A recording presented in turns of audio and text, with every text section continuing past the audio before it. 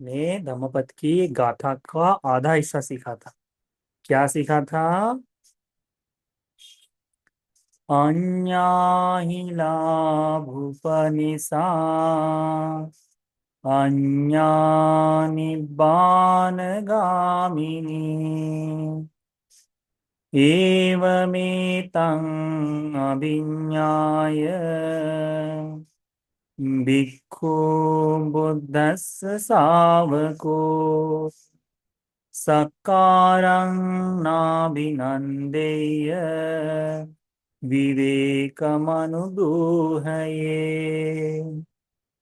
ये था धम्मपद। इसका मतलब है कि लाभ जो है, यानी ये जो लाभ सत्कार है ना, इनका रास्ता दूसरा है। ये धर्म का रास्ता नहीं। और निर्वाण का रास्ता अलग है। ये दो रास्ते अलग अलग है।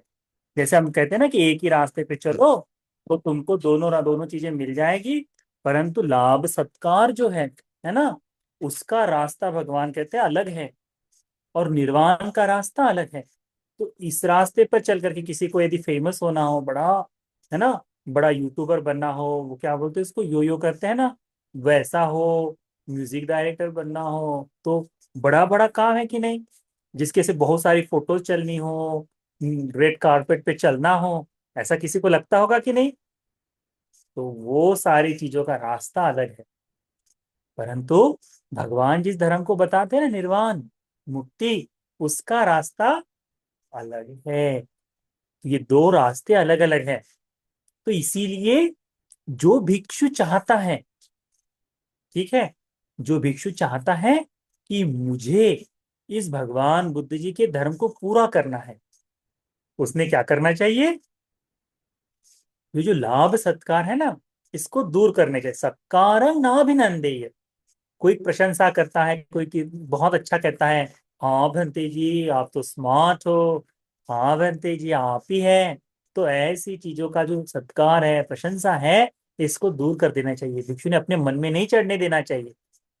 और क्या करना चाहिए? एकांत ध्यान साधना करने में अपने आप को लगाना चाहिए। ये कहानी बता रहे थे।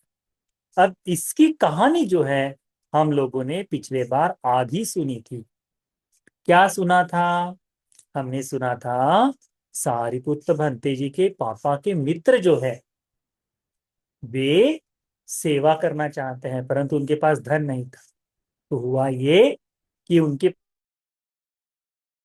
धन आया, जिस दिन धन यानी पैसा नहीं, भोजन आया, खीर उनको मिली थी, उनको कंबल मिला था। तो पहला ख्याल आया दान देने का। तो सारिपुत्र भंते जी को वो पूरा दान दिए। मरने के उपरांत उस दान के फलस्वरूप वे जन्म लिए इसी शहर में, सारिपुत्र भंते जी के दानदाताओं के घर में। उन्हीं दानदाताओं के घर में जन्म लिया। और जन्म लेने के बाद क्या हुआ? वहां पर बचपन से ही उनकी बड़ा सेवा। बहुत धनवान है ना, तो जैसे जन्म लिए, गर्भ में आए, तभी भी खीर का पात्र दान दिए, है ना, खीर दान दिए संघ को। और उसका उसका अन्न खाने की इच्छा की उसकी माँ ने। पश्चात जैसे जन्म लिए, जन्म के समय भी उनको खीर दान दिया गया, है ना। बिल्कुल कम पानी में पकी हुई खीर, बिल्कुल पानी नहीं है, केवल दूध में चावल डालकर जो पकाते हैं ना, वैसा। और कंबल भी बहुत सारे दिए।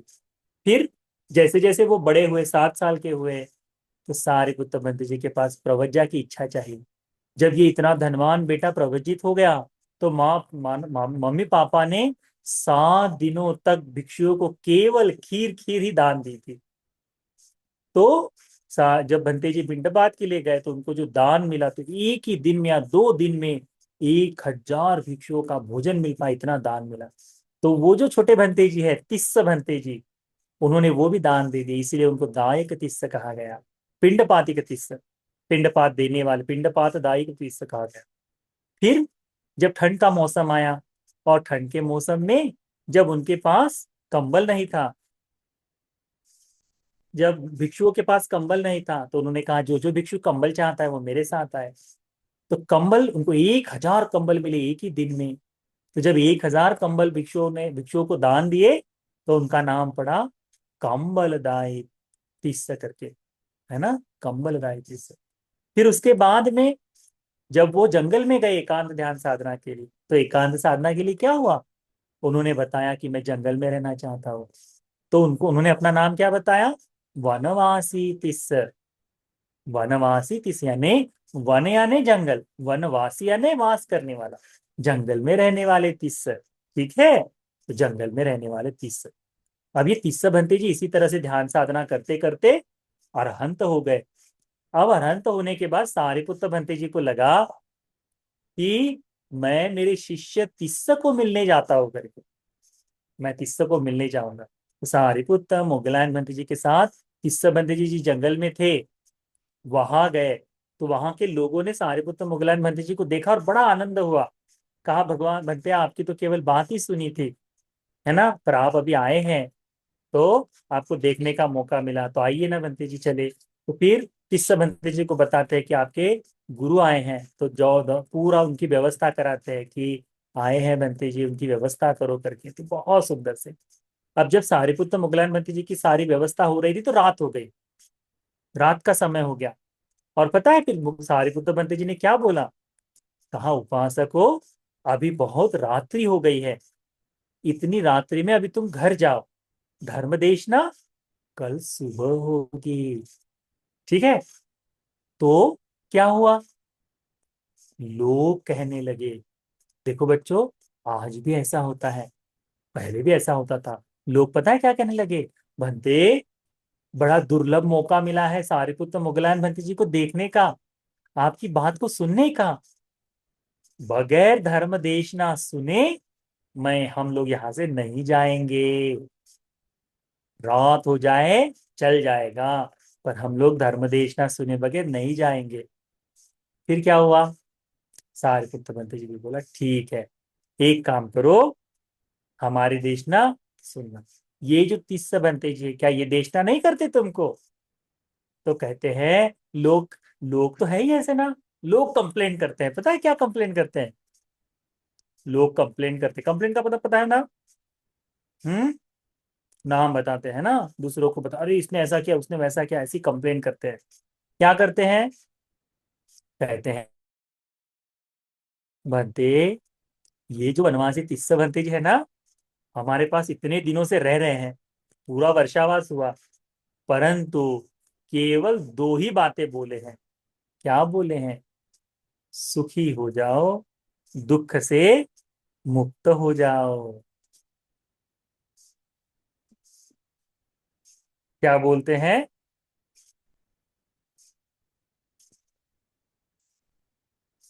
सुखी हो जाओ, दुख से मुक्त हो जाओ करके। फिर अब ये चिंतन चिंतन आने लगी। तो फिर लोग कहते हैं कि हमको तो बताया ही नहीं कि क्या है करके, परंतु हमको सेवा का मौका मिला, लोग कंप्लेन किए। उसके बाद पता है सारिपुत्र बनते जी कहते, सारिपुत्र बनते जी कहते तीसरा को, तीसरा तुम्हें एक काम करना चाहिए। क्या करना चाहिए, कम से कम ये तो बताना चाहिए कि सुखी कैसे होते हैं, दुख से मुक्त कैसे होते हैं, क्योंकि आशीर्वाद क्या दिए, सुखी हो, दुख मुक्त हो। तो सुखी कैसे होते हैं, दुख मुक्त कैसे होते हैं, कैसे बताओगे।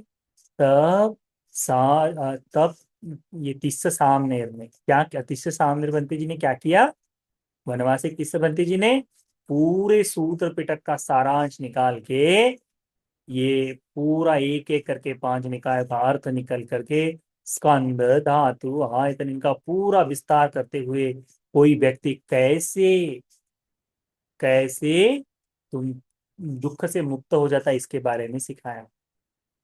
फिर सभी लोग साधुकार देते हैं। ऐसा करते करते धर्म की बात बताते बताते सुबह हो जाती है। सुबह होते होते लोग गुस्सा भी होते हैं और आनंदित भी होते हैं। लोग कैसे क्या बोलते हैं, आधे लोग क्या बोलते हैं, ये कैसा आदमी है, किसको बोल रहे हैं, तीसरे साहब मेरे को, ये कैसा बनते हैं, इतना ज्ञानी है, इतना धर्मवान है, पर धर्म का उपदेश कभी नहीं दिया, क्या बोला है केवल सुखी हो, दुख से मुक्त हो। और दूसरे भंते जी लोग क्या बोलते हैं कि इन भंते जी पर क्रोध करने से क्या होगा, इनके कारण तो इतना सुंदर धर्म सुनने को मिला, सेवा करने को मिला, दान देने को मिला करके। तो आधे लोग उनके खिलाफ हो जाते हैं, आधे लोग इनके पक्ष में हो जाते हैं। भगवान बुद्ध जी तो महाकरुणावान है। भगवान बुद्ध जी देखते हैं अपनी आंखों से, क्या देखते हैं? भगवान देखते हैं कि ये जो लोग गुस्सा हुए हैं ना बंते जी पर, इस सामने पर, ये गुस्सा होने के कारण मरकर निरय चले जाएंगे। क्योंकि गुस्सा किस पर हो रहे हैं? अरहंत मुनि पर, अरहंतों पर। ये अरहंत लोग दुस्सील होते हैं क्या? नहीं। ये अरहंतों का मन चंचल होता है क्या? नहीं। अरहंत सीलवान होते हैं, अरहंत का मन चंचल नहीं होता। तो ऐसे व्यक्ति के प्रति यदि कोई गुस्सा करे तो बड़ा नुकसान होगा, है कि नहीं? हाँ। अब जैसे कोई तेल तेल है, ठीक है। अब तेल के अंदर दिया जल रहा है। अब ये दिया जलने वाला तेल कोई किसी वस्तु पर डाल दे तो क्या होगा? वो आग तेल के साथ उस वस्तु को जला देगी कि नहीं? है ना? पर दिए में बाती ही नहीं है, तेल तेल है केवल, और आग नहीं जली है। वो किसी पर भी डाल दो तो कोई फर्क पड़ेगा क्या? नहीं पड़ेगा। अरहंत मुनि जो है ना, वो जलती हुई अग्नि की तरह है। इसीलिए उनके प्रति कोई यदि गुस्सा करता है, उनके प्रति क्रोध करता है, तो उस आदमी को निरय जाना पड़ता है बच्चों। ठीक है। तो इसीलिए अब हमको पता नहीं ना कौन भिक्षु कैसा है, तो भिक्षुओं से क्रोध नहीं करना। ठीक है। यदि तुमको पता है भंती जी अच्छा है, ठीक है, अच्छा भिक्षु है, तो क्रोध नहीं करना। बुरा भिक्षु है थोड़ा सा, तो फिर तुमको बात करने की जरूरत नहीं, पर क्रोध करना अच्छा नहीं। बुरा है, हाँ ये भंते जी बुरा है, ये हमारे काम का नहीं, ऐसा बोलकर छोड़ सकते हो। परंतु अच्छे भंते जी के लिए गुस्सा नहीं करना चाहिए।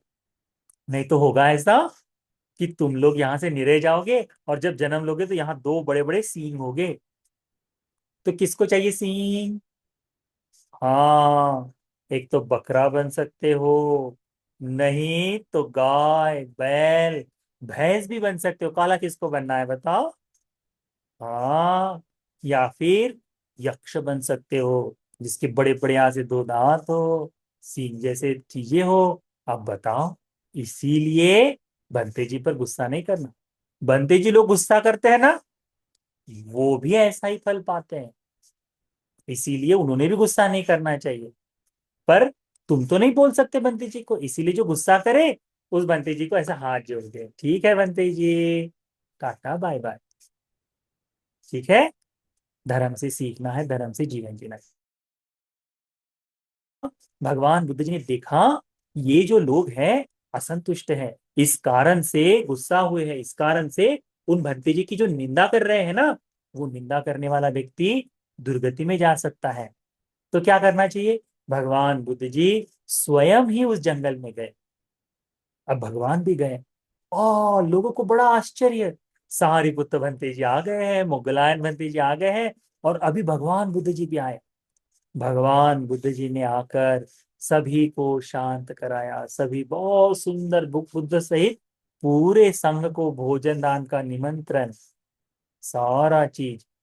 और फिर क्या हुआ कि धीरे धीरे धीरे धीरे सभी लोगों ने भिक्षुओं को भोजन कराया, भगवान ने भी, और उपासकों को बताया। उपासकों, पहले गुस्सा थे ना दो लोग, कुछ लोग गुस्सा थे, कुछ लोग गुस्सा नहीं थे, तो उन लोगों को बताया, उपासकों तुम्हारा बहुत बड़ा लाभ है। तुम्हारे यहाँ इस भिक्षु के कारण, इस सामने शिष्य के कारण ही सारिपुत्र भंते जी आए हैं, मुगलायन भंते जी आए हैं, और मैं भी आया हूँ, महाश्रावक सभी लोग आए हैं। बुद्ध का दर्शन तुमको इस रामनेर के कारण हुआ, इसीलिए तुमको लाभ हुआ है, तुम्हारा फायदा हुआ है। तो लोगों ने क्या किया, तुरंत सोचना शुरू कर दिया, अरे हाँ, यदि ये भंते जी इतना ज्ञानी है, धर्म नहीं दिया, तब भी इन्हीं भंते जी के कारण तो हमको भगवान के दर्शन हुए हैं। इन्हीं भंते जी के कारण हमको सारिपुत्र भंते जी के दर्शन हुए हैं, मुगलायन भंते जी के दर्शन हुए हैं। तो कैसे इन पर गुस्सा करे? इसलिए गुस्सा करना ठीक नहीं। तो तुरंत उन लोगों ने अपना गुस्सा त्याग दिया। भगवान ने जब धर्म का उपदेश किया, तो धीरे धीरे धीरे धीरे उसमें से बहुत सारे लोग क्या हुए? श्रोतापन्न हो गए वो उपासक लोग, तिस्स भंते जी के कारण। तो बच्चों ध्यान में रखो, जब एक भंते जी तुम्हारे घर के आसपास आए, वो शांत भी है। हाँ, यदि तुम्हारे घर में ही दिन भर आकर बैठता है, तुम्हारे घर में अच्छा दीदी खाना खा लिया क्या, अच्छा क्या बनाया है, कपड़े धो लिए, ऐसी बातें पूछता है, तो वो किसी काम का नहीं।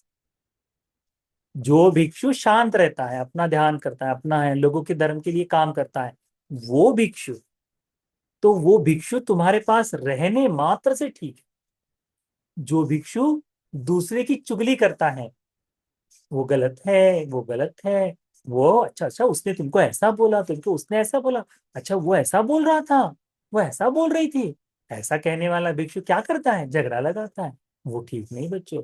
ऐसे भिक्षुओं को देखकर ही ऐसा हाथ जोड़ना और कहना, बंते जी हमको तो बस धर्म बताइए, बाकी छोड़ दो। फिर बंते जी नहीं भी मानेंगे तब भी बंते जी बोलना कट्टी बोल, ठीक है।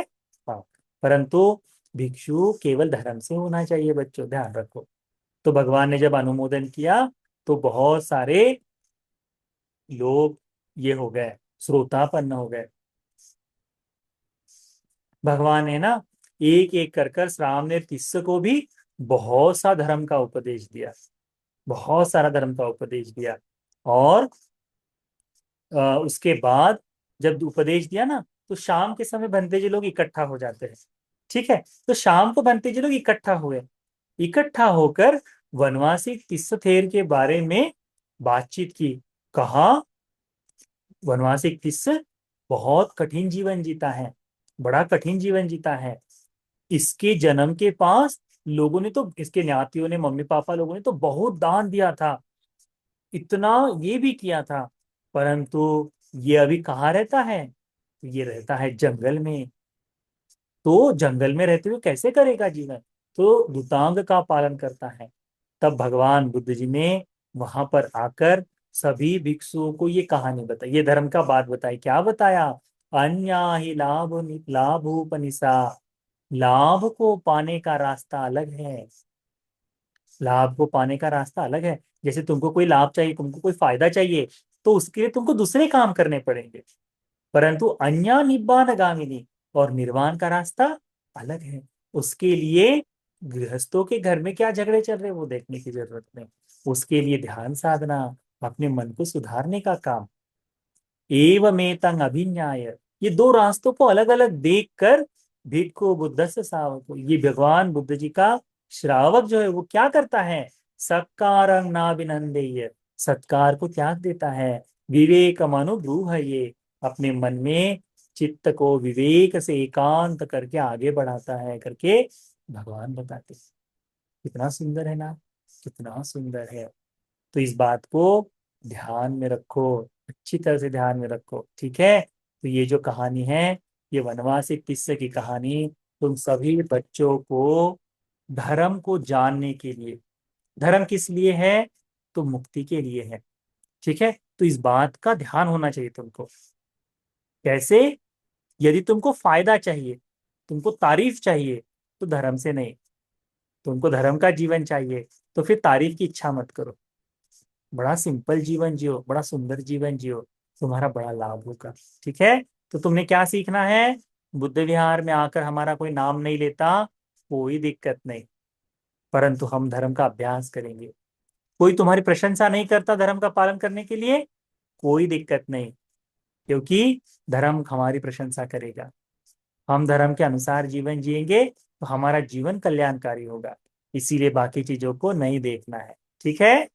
हाँ, तो आज की ये कथा तुम सभी बच्चों को भगवान ने जिस तरह से बताया उस तरह से आज्ञाकारी बनने के लिए, ये किस्से सामने जो है ना, बड़े आज्ञाकारी थे सारिपुत्र बंती जी के, तो आज्ञाकारी बनने के लिए, उसी प्रकार से धर्म का जीवन जीने के लिए, ये लाभ सत्कार कीर्ति प्रशंसा से दूर होकर सुंदर बुद्ध का शिष्य बनने के लिए, निर्वाण के रास्ते पर चलने के लिए ये धर्म का उपदेश उपकारी हो जाए। साधु साधु साधु।